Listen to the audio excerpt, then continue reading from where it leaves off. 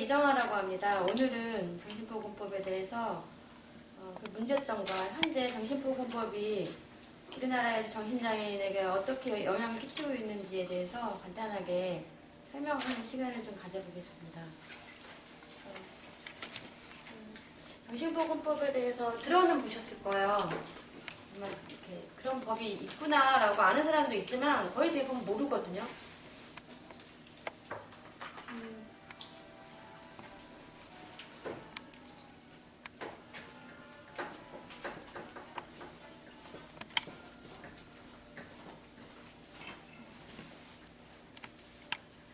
이 정신보건법이 추진이 된 게 처음에는 전두환 때 추진이 됐었어요. 그리고 노태우 때도 추진이 됐다가 민주 세력에 엄청난 반발을 일으켰거든요. 사회운동 세력이나 진보운동을 하는 사람들을 닥치는 대로 가둘 수 있는 법이 되겠는가. 그래서 많은 사람들이 반대를 했다가 언제 됐냐면은 95년 김영삼 때죠. 기습으로 통과가 돼요. 국회에서. 어디서 만들었냐면 법무부.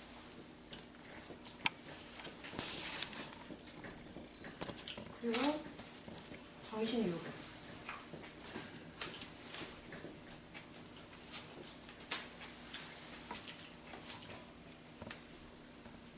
이 법이 제정이 될 당시에 법이 만들어진지도 모른 채 통과가 되어버렸어요. 그리고 97년도부터 시행이 되게 됐는데요.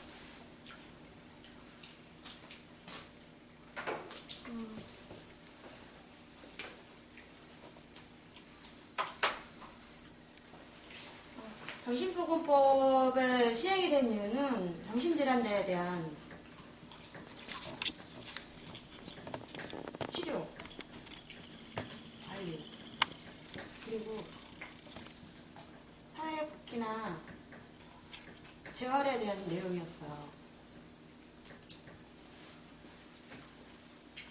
이걸 위해서 이게 의료법으로 적용이 돼서 만들어지게 되었는데 이 적용 대상자가 누구냐면은 정신질환.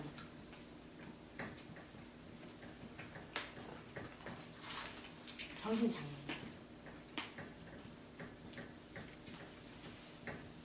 알코올 중독. 약물 중독.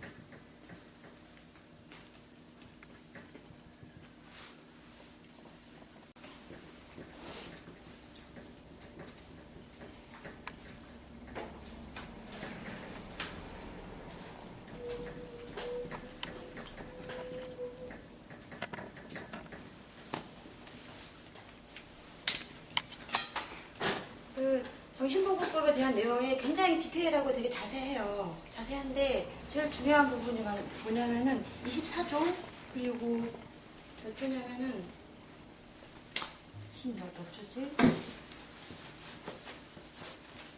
퇴원과 강제 치료에 대한 내용들이 거기 나와요.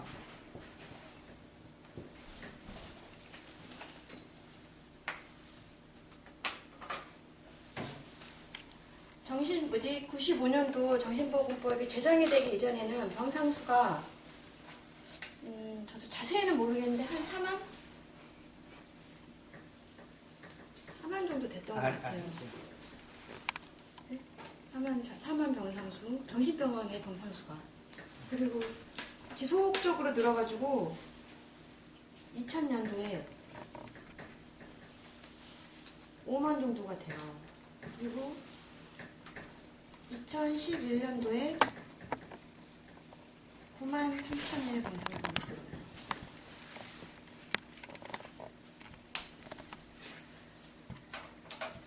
이제 이 얘기를 왜 하냐면 정신보건법이 어떻게 우리나라에서 이렇게 수많은 사람들을 정신병원에 가두게 되었는지에 대한 얘기가 좀 필요해요. 그 이전에는 이런 합법적인 조항이 아예 없었거든요. 정신보건법이 없기 전에는 아예 이 조항들이 없었어요. 이 만들어 놓고 나서는 언제라도 정신장애인, 정신질환, 그리고 가족에서 문제를 일으키는 사람을 본인 의지 없이 잡아가둘 수 있는 법이 생겨버린 거예요. 그래서 닥치는 대로 정신병원에 수용을 하게 돼요. 이때부터. 그리고 더 무서운 게 뭐냐면 이것도 기간을 정해놨어요. 퇴원 심사라고. 6개월에 한 번씩. 그전에는 그런 것들이 법제화되어 있지 않았거든요. 그래서 뭐 각 병원이나 가족이나 그런 의료계나 그냥 각자 갖게 된 대로 그렇게 진행이 되다가 제도화가 돼버린 거예요.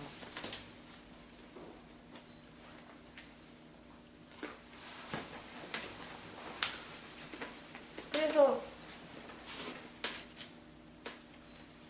어떤 가족이든지 그냥 좀 보기 싫은 사람이나 같이 안 살고 싶은 사람은 계속 가둬둘 수 있는 법이 생겨버렸고 6개월에 한 번씩 퇴원 심사를 해요. 퇴원 심사를 누가 하느냐? 의사가 해요, 의사가. 1000명이 심사를 받아도 한 명이 퇴원이 안 돼요. 지금까지 그랬거든요. 어쩔 때는 2000명을 뭐 30분 안에 본대요. 어떻게 그렇게 퇴원 심사를 함부로 할 수 있겠어요? 그냥 심사가 없는 거야. 그래서 어떤 식이냐면은 가족들이 와서 병원에서 6개월에 한 번씩 보호자 사인만 하면 돼요. 보호자 사인만 하고 계속 들어가든가 아니면은 다른 병원으로 옮겨요. 이때 발생된 게 뭐냐면은 병원 간 토스. 정신보건법의 가장 큰 내용이 이걸로 되어 있어요. 강제 입원 조항, 퇴원 심사, 그리고 그 안에서 이루어지는 각종 치료 방식, 그리고 그 안에 있어야 되는 사회복귀나 재활 내용들이 거의 빠져 있어요. 있긴 있지만 굉장히 모호하고 관념적이야. 이것만 명확해요. 나머지들은 모호해요. 그러니까 왜 어떠한 목적으로 정신보건법이 만들어져 있는지는 이 법안을 보면 자세하게 나와요. 그래서 그 정신과 의사에 의해서 어떤 뭐 조울증, 정신분열증, 뭐 우울증, 뭐 알코올 중독 다 해당돼. 무조건 입원이 가능해요. 그래서 지금은 무엇이 운영되고 있냐면은 적어야지. 보건복지부 산하에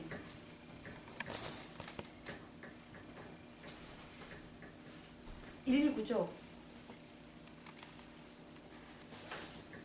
인구 유승만. 역시 예술가야. 파워풀 아니 컬러풀하잖아. 칠판. 119한테는 전화를 하면 정신병원에 잘 안 데려다 줘요. 그래서 따로 보건복지부에서 뭘 운영하고 있냐면 이걸 운영하고 있어요. 전화를 하면은 차가 와서 보셨을 거예요.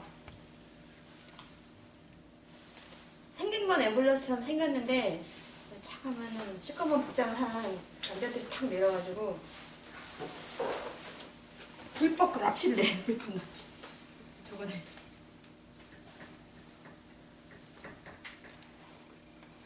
제가 아는 사람들 중에는 술 먹고 자다가 끌려간 사람이 있고요. 샤워하고 나오다가 문 앞에서 잡혀간 사람이 있고, 심지어는 외출해가지고 학교에서 잡혀간 사람도 있어요. 전화 한 통이면은 이거에 의해서 누구나 끌려갈 수 있는 게 이거예요.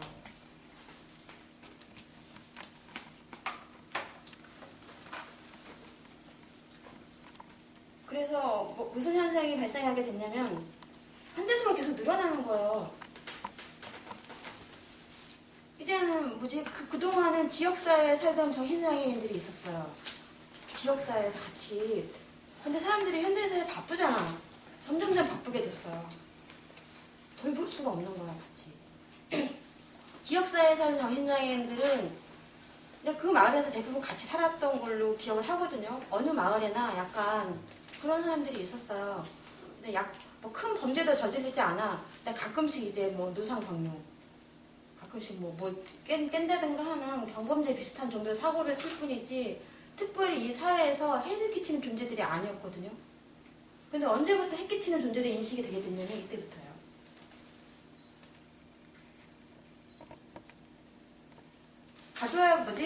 계속해서 가두니까 가두게 된 이유들이 공론하고 그 내부 안에서 합리화돼야 된다는 거예요. 그래서 점점 정신질환이 있는 사람들, 정신장애인들을 이 사회에서 격리하고 위험한 사람이기 때문에 가둬야 된다는 인식이 팽배하기 시작해요. 특히 거기에 누가 가다 놓겠어요? 그 가족, 정신의료계, 그리고 방송. 환자들이 계속 늘어나니까 이제 여기가 뭐가 되냐면 이게 돈 되는 장사 된 거야 이제. 여기서 이제 돈이 나와요.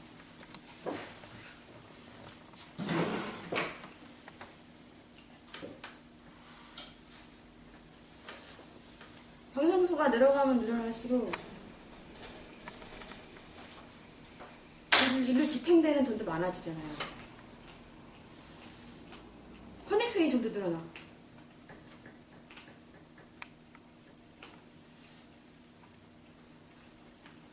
그래서 이게 병원 산업이 됐어요. 아마 이 병원 산업이란 지금의 쓰여지는 용어는 아마 정신보건법이 실행이 되고 이거 뭐지? 진짜 엄청난 파이의 그런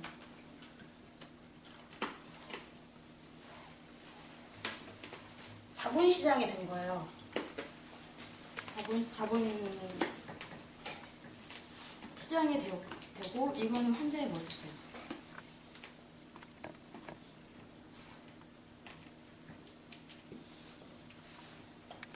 이 사람들은 평생 약을 먹어야 되거든요. 약물 소비자.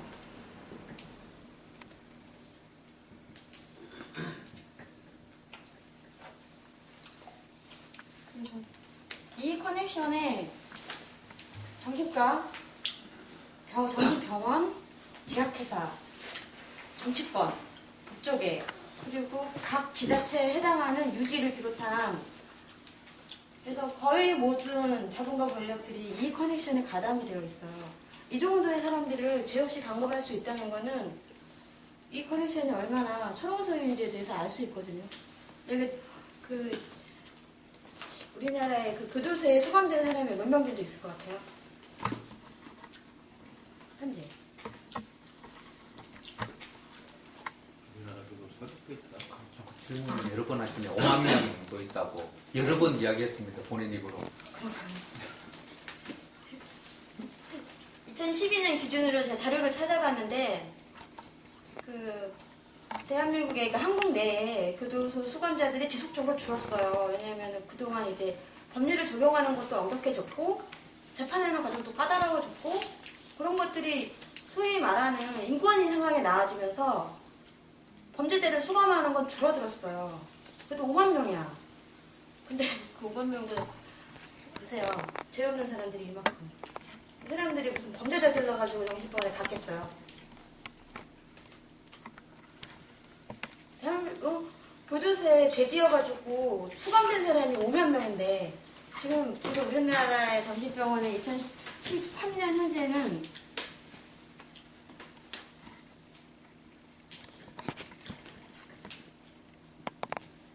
8만 명이 좀 넘게 있어요. 그나마도 그동안 아주 시끄럽게 떠들다가 좀 줄은 거예요. 법도 개정이 되고. 한국 사회 범죄자 교도소 수감자에 2배의 사람들이 있다는 거는 이 사람들이 전부 정신장애인이고 정신질환자일까. 여기서부터 그 얘기를 좀 해야 될 것 같아요. 정신병원.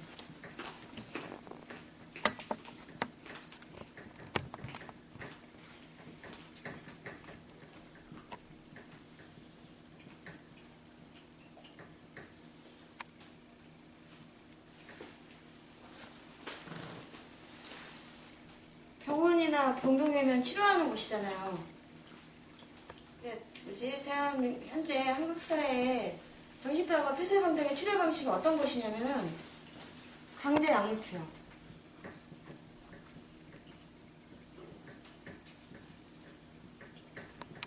감금, 통제, 감시.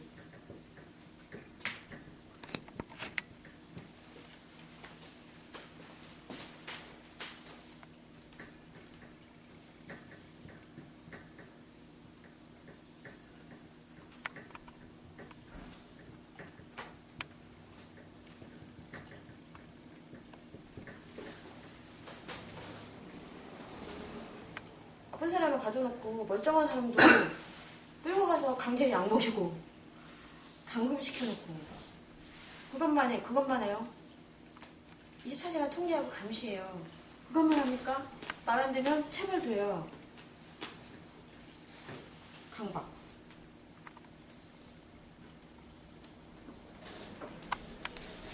심지어는 화장실까지 CCTV가 있어요. 이 안에는 프라이버시가 전혀 없는 공간이에요. 이 정신병원 안에 있다는 것 자체가 엄청난 인권유린이야.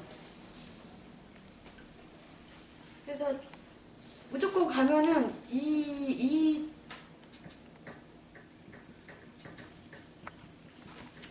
인권유린 상황에 맞닥뜨려야 돼요. 이거는 건강한 사람도 이런 사람이 되면 없던 병도 생겨요. 근데 아픈 사람을 이렇게 하면 어떻게 돼요? 아픈 사람이잖아. 건강한 사람도 아니고 병이 더 악화돼요.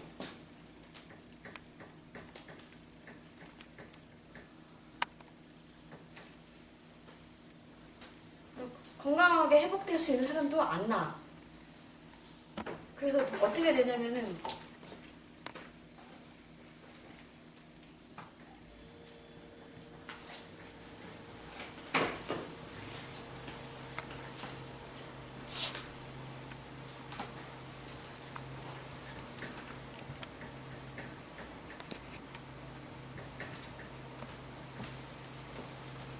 장애인화가 된다는 거예요.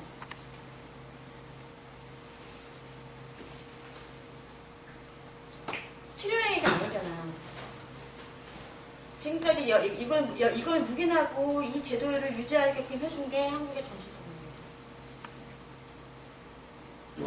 그리고 이런 상태에 있으면 소위 뭐가 되냐면은 사람이 바보 돼.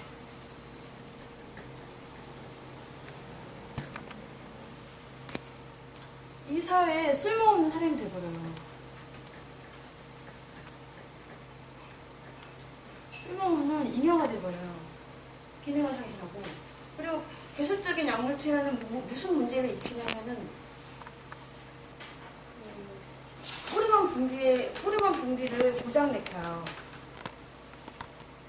호르몬 분비를 고장을 일으킴으로써 약물을 계속 먹으면은 또다시 병이 또 악화돼요.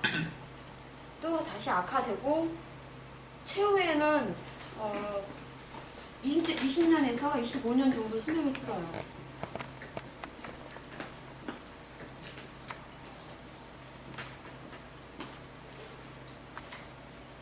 정신과를 계속 먹으면은 오래 살고 싶어도 절대 오래 살 수가 없어요.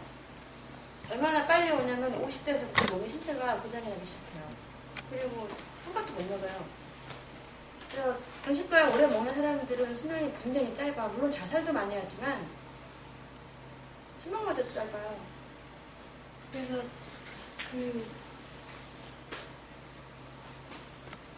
이거를 개선해야 될 거 아니에요. 전 세계는 정신의약품이 발달했어요. 신약이 개발이 되고 발달했다는 거죠. 전 세계적으로는 정신장애인이 줄어들고 있는 추세에서 우리나라는 기하급수에 늘고 있는 거야. 신약은 약물이 분명히 도움이 돼요. 급성기 때. 사람이 살다 보면 누구나 좀 멘붕의 경험들이 오지 않나요? 그죠? 어떤 사람도 힘들고 괴롭고 저기 할 때 소위 말하는 멘탈이 폭발할 때가 있어요. 그거는 과연 병이라고 할 수 있을까? 근데 그랬다고 해서 정신병원에 데려가서 진단명을 받으면 그때부터 정신병자가 돼요. 그리고 약물을 투여해요. 병원 한번 갔다 오면 정신장애인 돼. 아, 이 드라마틱한 우리나라 현실의 구조판이에요. 그래서 그렇게 해서 생산된 우리나라 정신장애인 수는 120만 명.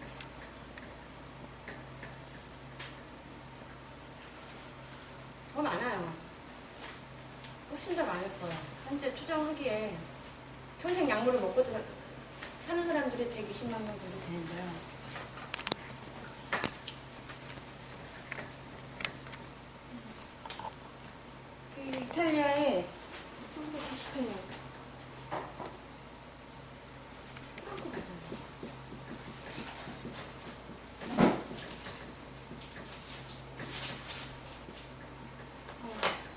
이탈리아가 그 이탈리아의 어떤 지역에 이탈리아 북부 지역인가? 거기에 정신보건 센터장이 뭐지? 뭐라고? 병들.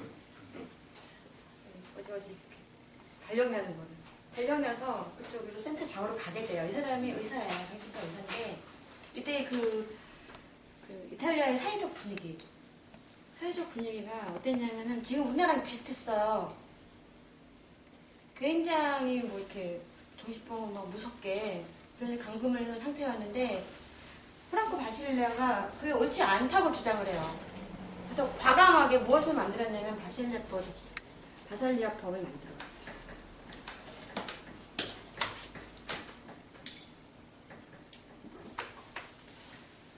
정신병원 폐지법.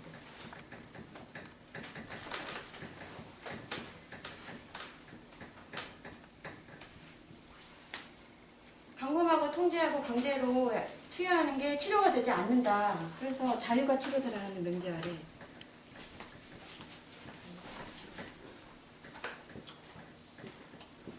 과감하게 폐쇄병동을 전부 다 없애고 개방형으로 다 바꿨어요. 개방형으로 바꾸고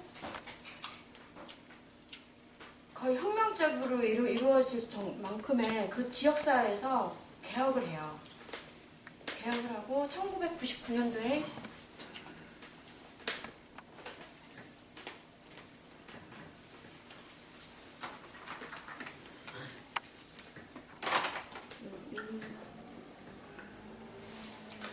정신병원이 완전히 사라져요.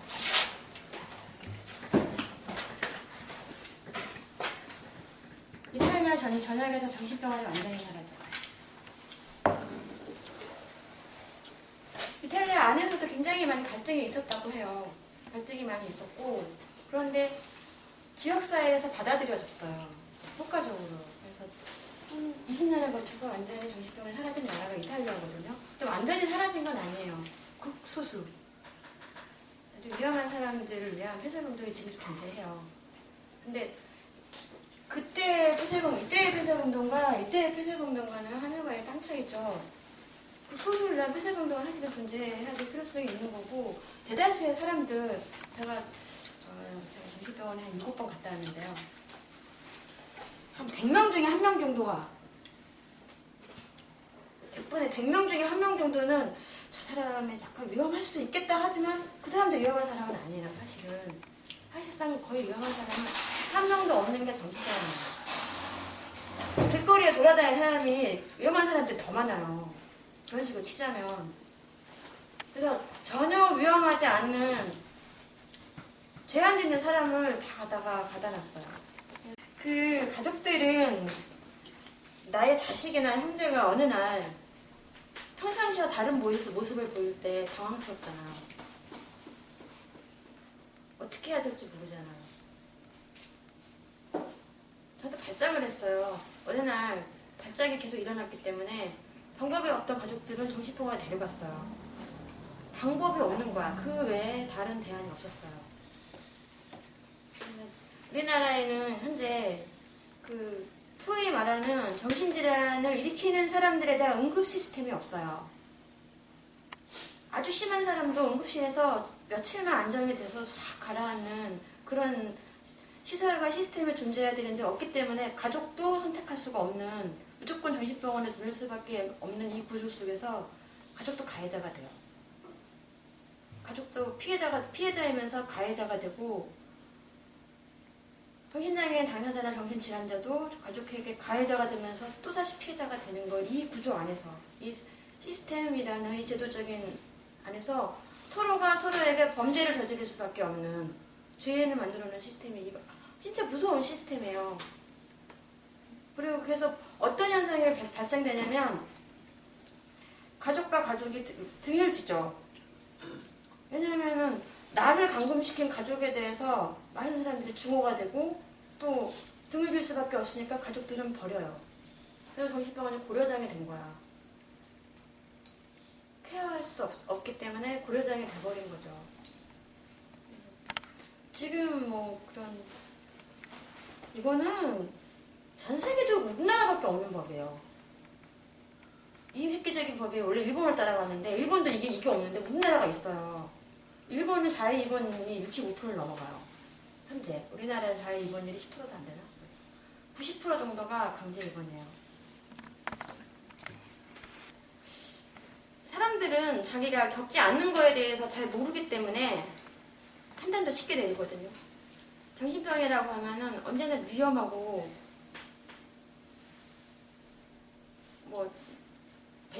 나와 떨어져 있어야 하고 심지어는 같이 살아갈 수 없는 대상들이라고 인식을 하고 있어요. 근데 실제로 우리는 누구나 다 정신병적인 요인을 가지고 있는 사람들이고 그 중에 아픈 사람들이에요. 정신이 아픈 사람이에요.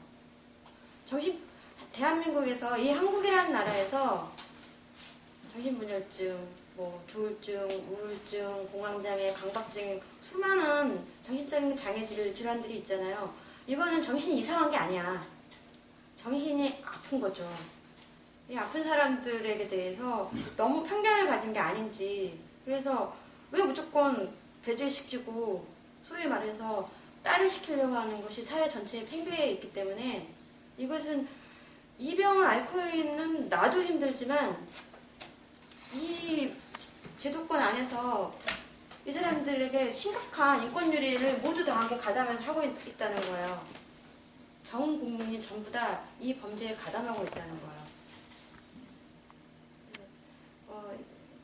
저는 그렇게 생각하거든요. 이거는 온 나라가 뒤집힐 사안이에요. 보수나 진보를 총망라해서 이런 문제가 생긴 거에 대해서 모두 다 외면하고 있었어요. 심지어 알면서도 모른 채 했을 거예요. 그게 정확해요. 알면서 모른 채 했기 때문에 이게 지속이 된 거지. 왜냐하면 우리들은 말할 수 없었기 때문에. 갇혀 있었거나 아팠거나 말하면 끌려가야만 했어요. 그러면 누군가 방조했고 외면했고 그러면 여기에는 모든 사람 다 개입했을 거예요. 보수는 말할 것도 없죠. 이제 사회 진영이나 진보 진영조차도 이 문제에 대해서 책임을 져야 될 거예요. 앞으로는 이 사회가 건강해지기 위해서라도 이 범죄로부터 우리가 스스로 인간을 회복하기 위해서라도 이 문제를 반드시 해결했으면 좋겠습니다.